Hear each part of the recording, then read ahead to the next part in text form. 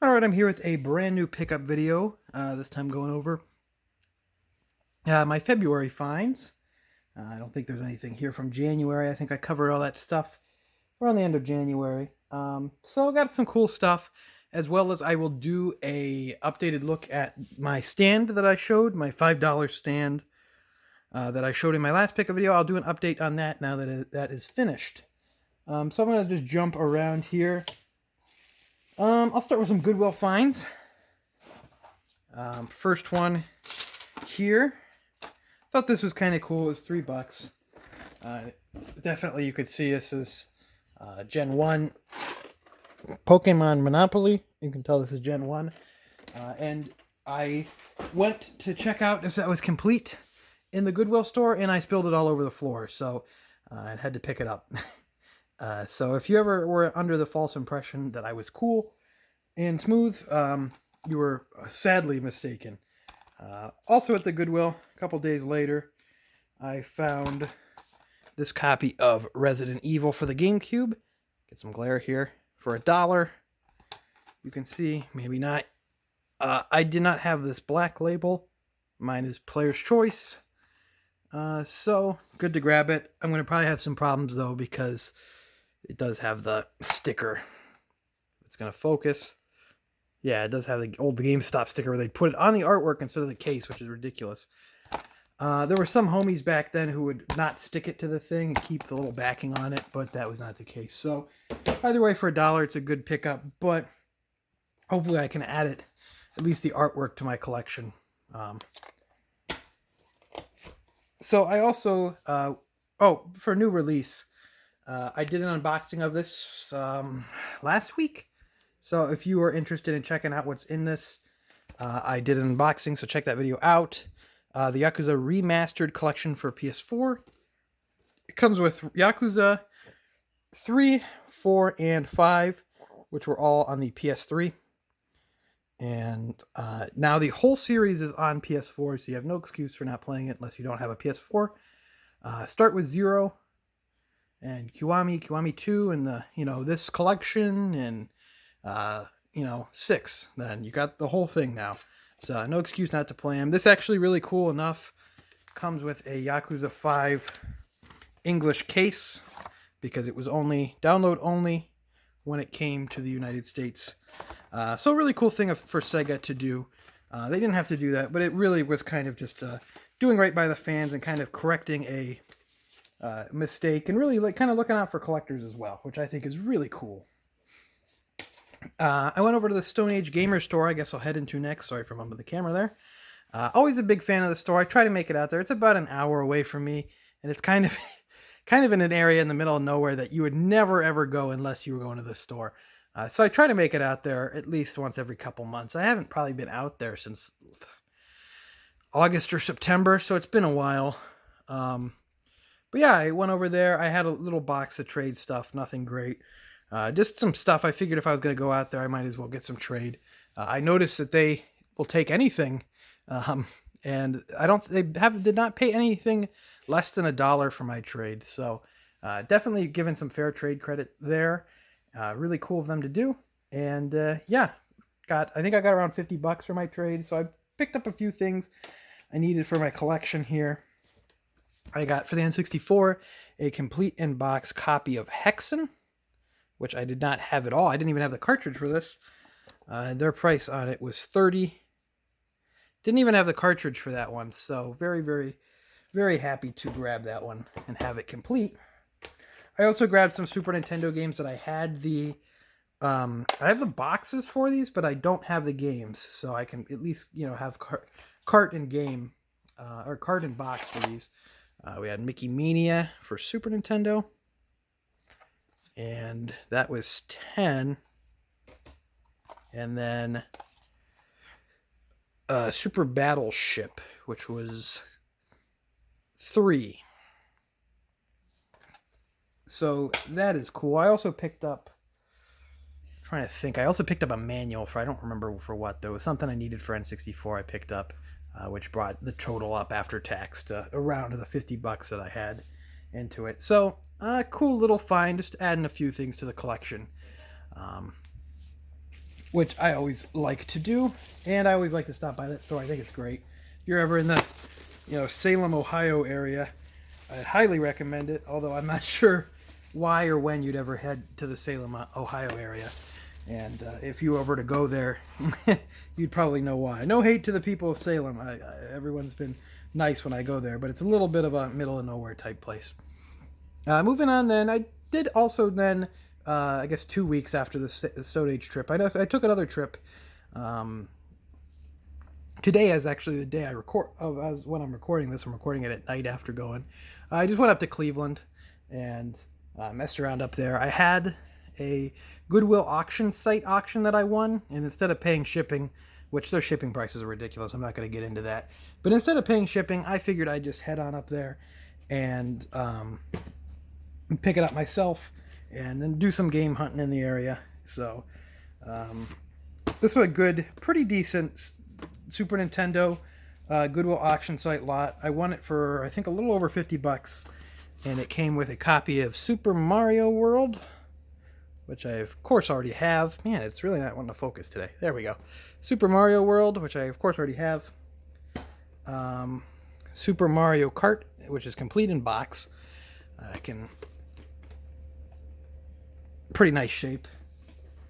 And Super Mario All-Stars, which is also complete in box and pretty nice shape.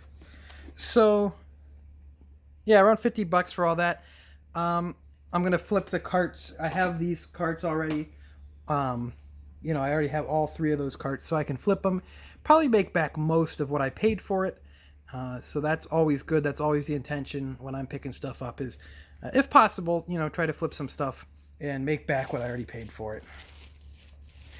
So I also hit a few other stores, a couple exchange stores, which is probably my favorite little chain of stores, and got some interesting stuff here. This was a good price for Tokyo Extreme Racer.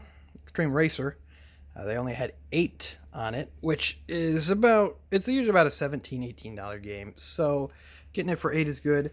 I'm going for the complete Dreamcast collection, and I did not have this one complete. I believe I had it disc and manual only, and trying to track down a back artwork for that's ridiculous. So I'll probably just get rid of whatever I had and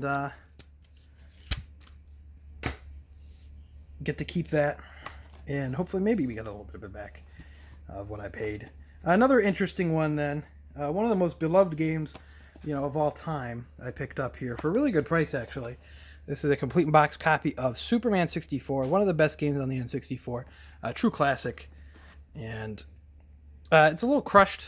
I'm going to put it, when I get stuff like this, it's not bad. It'll probably retain pretty decent form in a box protector. When I get stuff like this, I put it in a book and then put some, like a hardcover big book, and then put some like weights on it and let it sit for a week, and usually it crushes it out and flattens it out nicely. This was actually only $15, as you could see there, which is a pretty good price already for a Superman 64 that is complete in box. Something interesting, though, that this one had that a lot of them don't, and that you probably want to look out for if you're trying to, fully complete your copy of Superman 64, which, I mean, why wouldn't you try to fully complete your copy of Superman 64? Because it is, one of the best, one of the greats.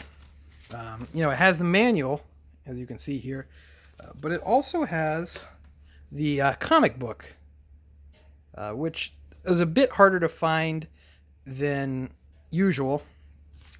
It is, you don't always come across a copy of the comic book inside Superman 64. It also has virtual chess advertisement, which again, one of the best. Titus really was just killing the game back in the day. But yeah, you don't usually see the comic book in there with it. Makes the box copy a little bit worth a little bit more. So I was happy to see that. 15 was already a good price. That's about half of retail for a complete copy. So, and I didn't have that one complete, and which is a real shame. I also had these postcards. Not as good as the Bubsy postcard on Genesis, but what really is, I guess. So, pretty nice find there at that store. Nothing spectacular. But I did actually pick up something that I needed for the collection, and something I've never actually seen for myself. I picked up at at a different exchange store, but still, you know, one of the Cleveland exchange stores. So this was sitting in there. I saw it when I walked in, and I pretty much said, yeah, I'm going to have to bite the bullet on that one. So I picked it up. I am going for the full Dreamcast collection, so I definitely will need to get this one at one point. And I hardly ever see any of like the bigger, more expensive, harder to come by games ever for the Dreamcast. Doesn't matter if it's a convention or a store, I never ever see them. So, you know, I'm kind of desperate to get them for the collection. And I did stumble across this copy here of Gunbird 2 for $95, which is right around retail. GameStop's stupid price on their retro thing is $40, but they never get it in. And that kind of like dilutes the video game price charting price. But yeah, $95, you know, obviously a lot to pay for a game. It's in pretty good shape, no problems, no like scratches on the disc or anything. So pretty glad to grab it. It is definitely one that I needed. So overall, very happy to get it, even if I did have to shell out a little bit of money for it. Pay a little bit out of pocket for it. Probably worth it in the long run, because it's not one that I've ever seen before in my several years of collecting at this point. And it is probably not one I'm going to see too often, and it's probably just the price is going to keep going up. So I probably got in at a good point. But that's it for this pickup video, a little bit of a shorter one. I'll move in now. I'm going to head on over to show the update on the stand. So if you don't care about that, you can head on out of here. Although I think it's a pretty neat update. So we'll go over there now. And here we are with a look at the new TV stand. The TV here is actually for a retro, you know, style TV, an old full screen television. It's actually pretty new. I mentioned before a few times that we were emptying out my grandmother's house. She moved into an assisted living place, and I took the sofa, which is the sofa I use in my main room, because that was pretty new. And then I took this TV as well. I remember getting it for her probably around 2009-ish, which is definitely pretty late. One of the last years I think they ever did, you know, full screen televisions like this. So it's been a good retro TV. I had some friends over the other night. We were playing Mario Party 3, and pretty good colors on it. I really am happy with the TV as well. Pretty high quality. And then this is the stand itself. What we did is just I sanded it and painted it black. The can of paint was actually more than the stand itself. And I think it looks pretty good. The lighting's not great in here, but it kind of has like a glossy look. I think it really looks nice. I think it turned out great. And I think when I saw it in the thrift store, I paid $5 for it. I tell the whole story because it's kind of a funny story. I tell the whole story on my previous pickup video, which I'll have in the end slate, and I'll put up a card here as well. I really just saw it and I really liked it, and I thought that's going to do really well. It has a lot of space for consoles, as you can see on these shelves. Those are my switcher boxes as well. But there's a lot of space for consoles, and then I'm going to use this space in here for storage for like peripherals and stuff. But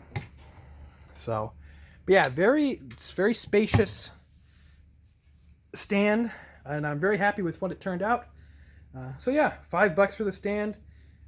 Not too much into a can of black paint, a little can of black paint, and it turned out really nice. So really happy with that. And that'll be the end of this pickup video then. A bit of a shorter one, I'm sorry about that. But I think there's some good stuff in here. And I did want to get an update about the TV stand-in as well, because that's been done for a little bit now, a couple weeks now. So just like to thank you for watching. Make sure to leave a like if you enjoyed. Leave a comment down below with what you've picked up lately. Any finds that you've gotten or anything like that, any deals. Make sure to follow me on Twitter and Instagram, both at ObjoGaming. And subscribe if you're not already subscribed. I will see you next time.